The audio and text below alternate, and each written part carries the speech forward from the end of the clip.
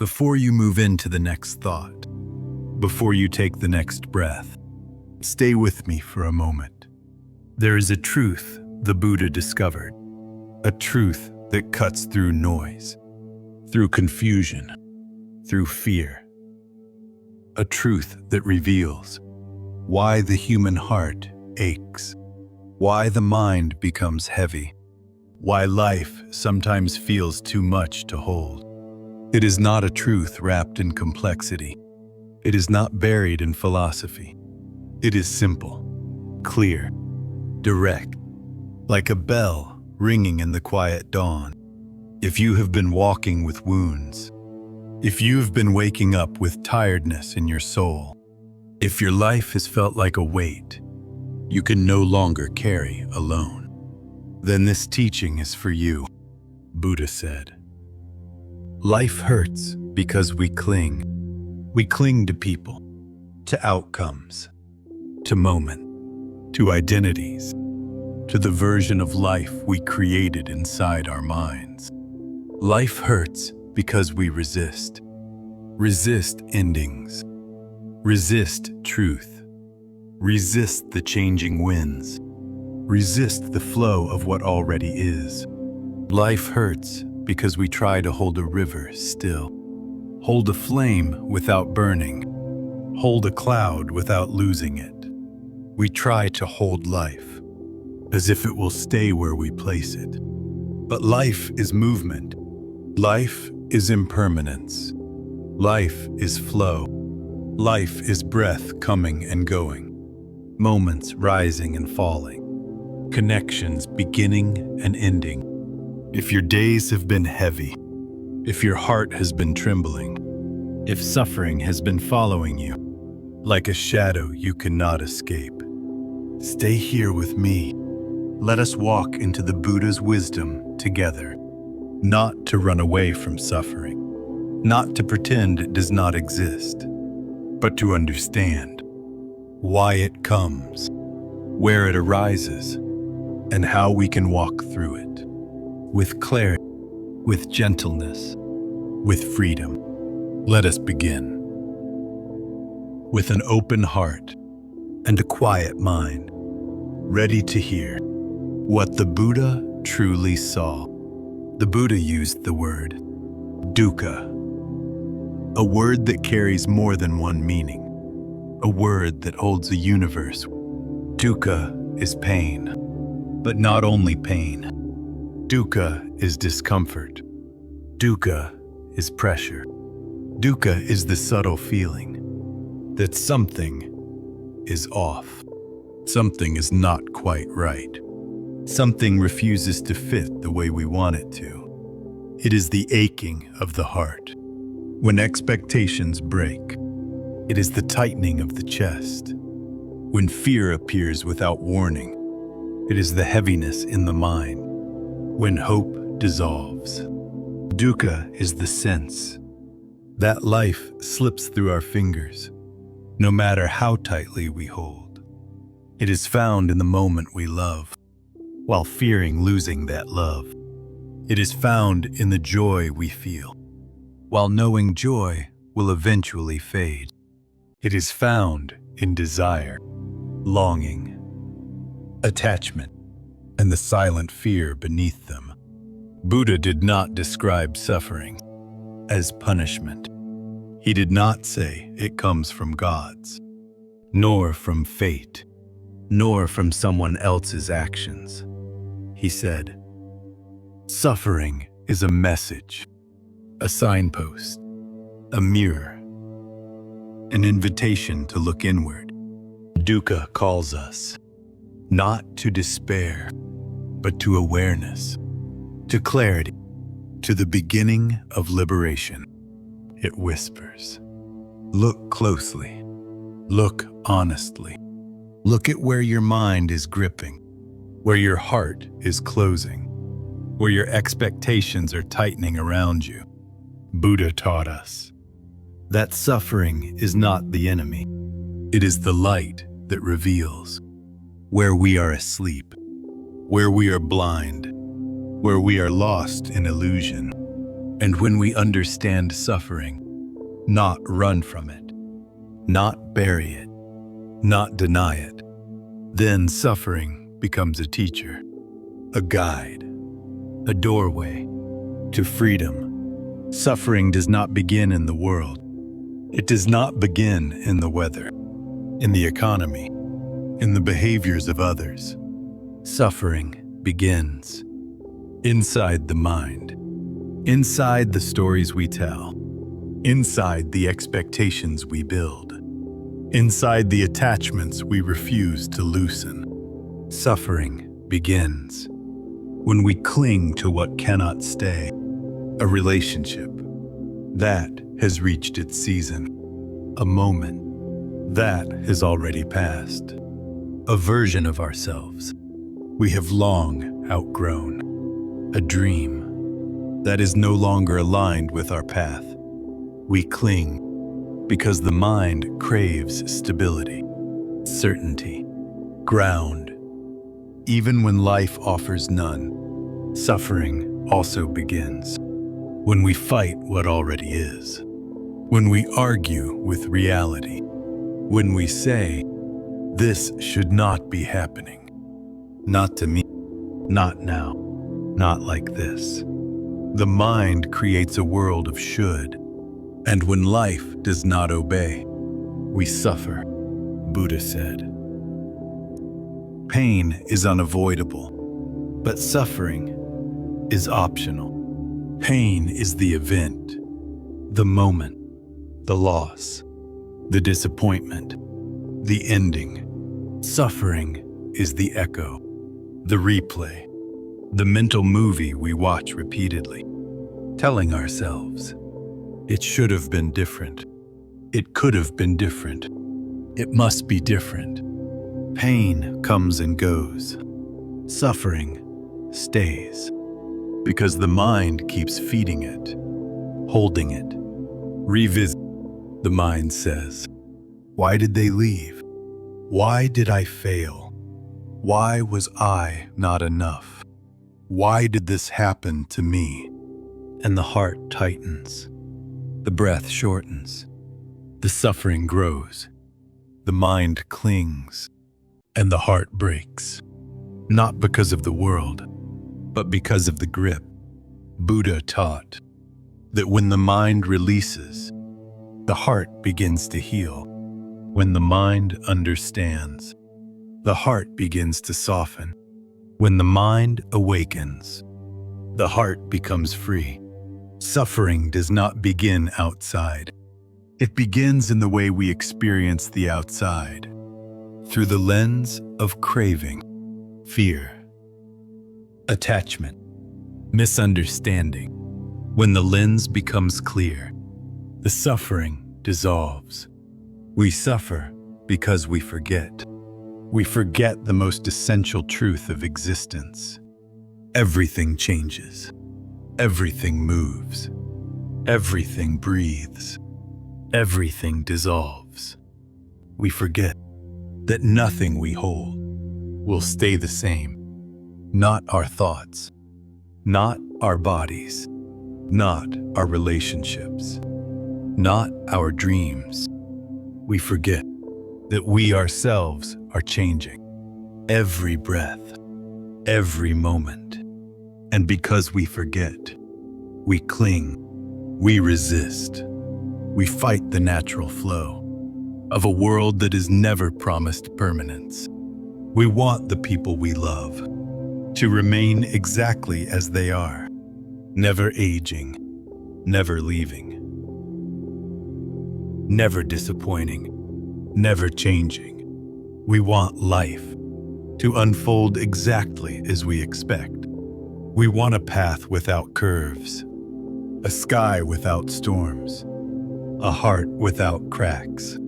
We want the certainty that the Buddha never promised. We want a guarantee that existence will not touch us. But life moves, whether we are ready or not. Life changes, whether we accept it or not.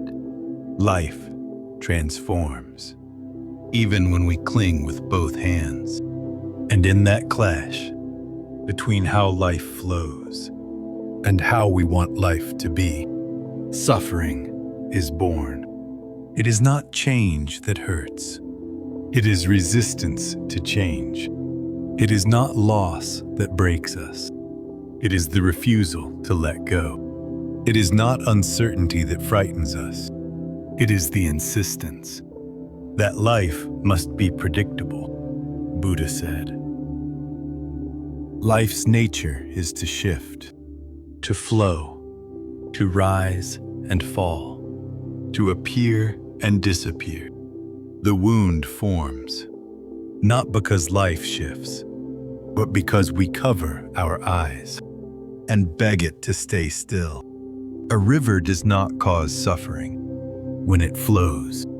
It causes suffering when we try to stop its flow with our hands. A flame does not hurt us when it burns. It hurts us when we try to hold it. Suffering is the friction between reality and expectation, between the truth and our demands, between the changing world and the unchanging mind. When we loosen the grip, the suffering loosens. When we let life breathes through us. Every thought becomes a thread, a soft thread, a sharp thread, a heavy thread, a sticky thread. Thoughts weave a net, and we become caught inside our own thinking. The mind imagines, the heart believes, the mind fears, the heart trembles, the mind clings, the heart cracks, the mind whispers, I need this to be happy. I need this person, this plan, this outcome. I cannot let it go. I cannot lose it. And the heart tightens, as if wrapped by ropes, drawn from fear. The mind says, they should not have left. This should not have happened. My life should not be like this. I should be farther. I should be better. I should be stronger. And the heart collapses under the weight of imaginary standards and silent demands. Buddha taught, the world is not what hurts us. The world simply is a vast unfolding of causes and conditions. It is the mind that paints the world in colors of attachment, or colors of aversion, or colors of confusion. And the heart feels every color, feels every stroke, feels every interpretation. When the mind is restless, the heart quivers. When the mind is rigid, the heart stiffens. When the mind is lost, the heart suffers. But when the mind awakens, the heart is freed. When the mind becomes gentle, the heart softens. When the mind becomes clear, the heart becomes light. The mind creates the storm. The heart stands in the rain. The mind creates the prison. The heart sits behind the bars. The mind creates the illusion. The heart cries from, but the same mind can open the cage, can stop the storm, can clear the clouds, change the mind, and the world feels different. Wake the mind, and the heart becomes whole. Suffering arises. When the mind tightens, healing begins. When the mind lets go, the Buddha pointed to 3 roots, 3 ancient seeds, hidden deep within the mind, from which all suffering grows.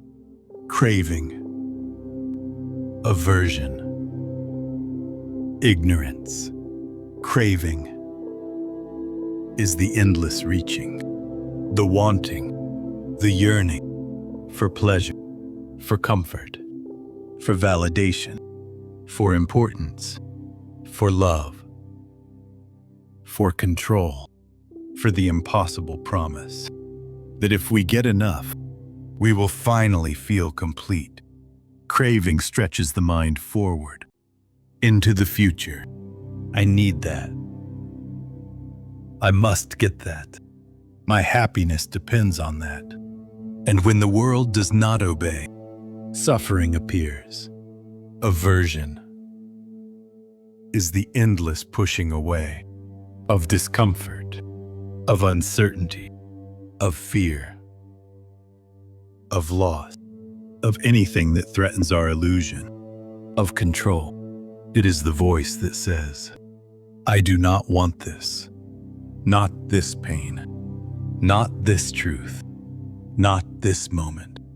And the harder we push it away, the deeper it roots itself. Ignorance is the deepest root of all, the forgetting of the way things truly are, the blindness to impermanence, the confusion that creates a self where there is only changing process. Ignorance whispers things should stay because we want them to stay. People should act because we want them to act. Life should follow because we want it to follow. Ignorance builds a world that does not exist, and suffering blooms inside it. But when craving weakens, peace enters. When aversion softens, calmness grows. When ignorance dissolves, wisdom rises like dawn. And in the light of wisdom, suffering cannot survive. It cannot root. It cannot rule. Because wisdom sees things as they are, not as we wish them to be. Wisdom accepts impermanence, uncertainty, change, transition. In this acceptance, freedom is born. Buddha did not tell us to run from suffering. He never said, escape it, hide from it, pretend it is not there. He said, turn toward it, look at it, sit, let it speak.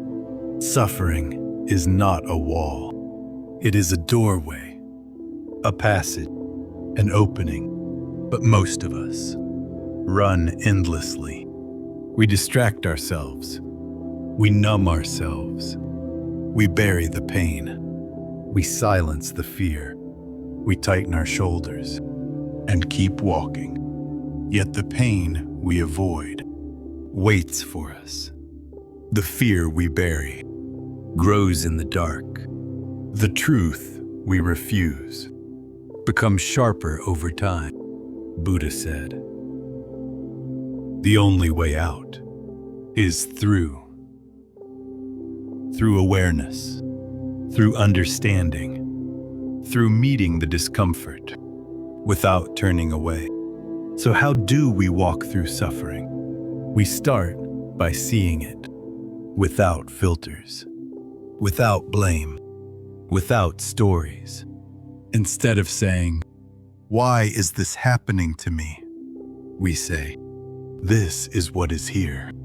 Instead of saying, this should not be, we say, this is the present reality. Feel the breath. Feel the weight in the chest. Feel the tightness. Feel the ache, not as punishment, but as experience. Watch how the mind reacts. Watch how the heart contracts. Watch how the body resists. This watching is wisdom. This witnessing is freedom. When we stop fighting pain, it softens. When we stop fearing fear, it dissolves. When we stop resisting truth, it reveals its gentle face. Suffering changes when we stop running from it. When we sit down in the middle of the storm and breathe. The wind seems less violent, the rain less cold, the darkness less threatening. We see that the storm is not here to destroy us. It is here to cleanse us, awaken us, empty us, prepare us. The Buddha taught that when we look at suffering clearly, with a quiet mind, with an open heart, with courage, it loses its power to control us. Suffering becomes a teacher, a turning point, a moment of awakening, a silent guide leading us back to the truth of ourselves. So how do we bring this teaching into the life we live now, into the chaos of our days, into the weight of our problems, into the storms of our hearts? Begin gently, begin simply, begin with awareness. When pain arises, place a hand over your heart. Feel the sensation, warm, cold, heavy, tight. Say quietly, "This is pain, but I do not need to build a story around it. Not a story of blame, not a story of shame, not a story of destiny." When fear appears, do not push it away. Do not hide from it. Do not drown in it. Say softly, "This is fear, a visitor, not my identity, not my forever." When life brings loss and something precious slips from your fingers, do not punish yourself. Do not cling to the past. Whisper gently, "This is change. This is impermanence. This too belongs to life. And I can learn to open my hand, even when it trembles." Watch your thoughts as clouds passing, not as commands, not as truth. See how the mind tightens around expectations, around desires, around fears. Loosen it, just a little, just enough to breathe. When someone hurts you, pause. Do not react immediately. Observe the heat rising in the body. Observe the thoughts forming. Observe the urge to strike back and say, "This is anger, but I do not have to feed it." When sadness rises, sit. Do not drown. Do not run. Say, "This is sorrow, and I can hold it gently." Little by little, moment by moment, breath by breath, awareness grows, understanding, clarity grows, and suffering, which once felt like a mountain, begins to feel like mist, soft, transient, passable. This is how the Buddha taught us to walk through life, not untouched, but unbroken. Not free from pain, but free from suffering. Here is the truth. The Buddha saw the truth that stands at the center of all liberation. Life hurts because we cling, because we grip, because we hold too tightly to what cannot stay. Life hurts because we resist, because we tighten, because we fight against the tides of change. Life hurts because we see through the fog of confusion, through the veil of desire, through the dust of fear. But life also heals when we release our grip, when we soften the resistance, when we open our hands and let life be as it is. Life becomes light when we accept its impermanence, its fragility, its beauty, its constant motion. When we stop asking life to behave the way we want and start seeing life as it truly is, peace enters quietly, softly, naturally. Suffering is not a punishment. Suffering is not a failure. Suffering is not a flaw. Suffering is a message, a teacher, a mirror, a guiding lantern. It brings us back to ourselves, to the breath, to the present moment. It invites us to awaken, to soften, to understand.